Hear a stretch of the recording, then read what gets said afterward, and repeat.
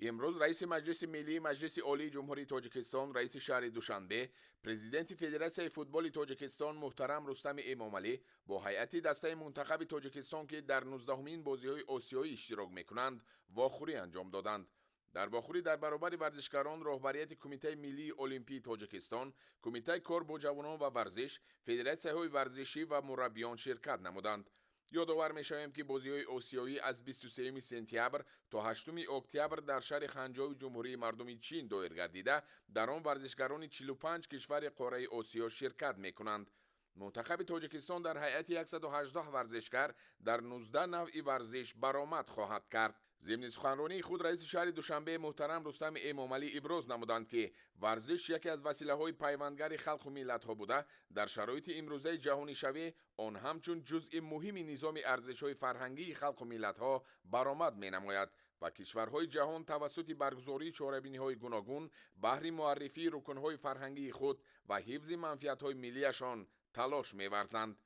پیشوای ملت از روز اول صاحب استقلالی ساحه ورزش را تحت توجه و غمخوری بواسطه قرار دادند. ورزشکاران تاجیک دوام 6 سال اخیر در مسابقه‌های جمهوریوی و بین المللی شرکت ورزیده سزاوار 33538 مدال گردیدند که از این شماره 12654 عددش را مدال طلا تشکیل می‌دهد. همزمان در سطح مسابقه‌های بین المللی 6450 مرتبه پرچم دولتی پرافشان و 2000 مرتبه سرود ملی صدا داده است که باعث افتخار ملت تاجیک می باشد. لازم به تاکید است که از جانب اساسگزار صلح و وحدت ملی پیشوای ملت پرزیدنت کمیته ملی المپی تاجیکستان محترم امامعلی رحمان با ورزشکارانی که در بازی‌های آسیایی خنجاو نشان طلا می‌گیرند 150,000 سامانی، برندگان نشان نقره 100,000 سامانی و صاحبان نشان برنجی 50,000 سامانی جایزه پرزیدنت جمهوری تاجیکستان داده می‌شود.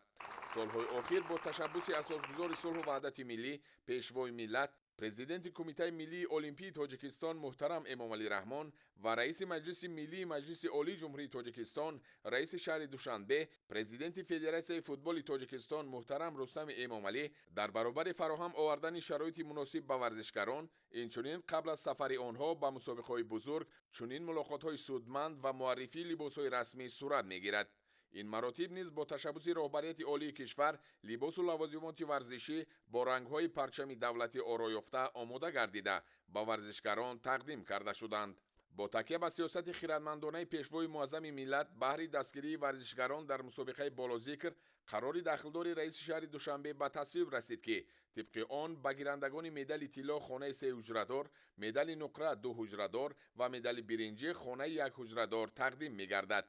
در بازی‌های آسیایی نوبتی پرچمبردار منتخب تاجیکستان جداکار رقم 1 سنگین وزن‌های جهان پهلوان معروف تاجیک تیمور رحیموف انتخاب شد. او از نام کلی هیئت اشتراکچیان برآمد نموده با پیشوای معظم ملت محترم امامعلی رحمان و رئیس شهر دوشنبه محترم رستم امامعلی جهت دستگیری پیوسته و همه‌جانبه‌شان منتداری و سپاسمندی همه ورزشکاران را رسانید و ابراز نمود که ورزشکاران اشتراکچی برای این بازی‌ها آمادگی خیلی خوب دیدند و تلاش می‌نمایند که زینه‌های افتخاری را صاحب گردند و پرچم تاجیکستان عزیز را بلند بردارند. همزمان سرجایزه‌دارترین ورزشکار در تاریخ اشتراک ورزشکاران تاجیک در بازی‌های آسیایی و قهرمان بازی‌های المپی ریو د ژانیرو 2016 دلشاد نظرов ذکر کرد که شرط و شرایط تمرین و دستگیری ورزشکاران نسبت به سال‌های پیشین به مراتب بهتر شده. آنها جواباً به این کوشش می‌کنند تا خزینه ورزشی کشور را با مدال‌ها از بازی‌های آسیایی پر کنند.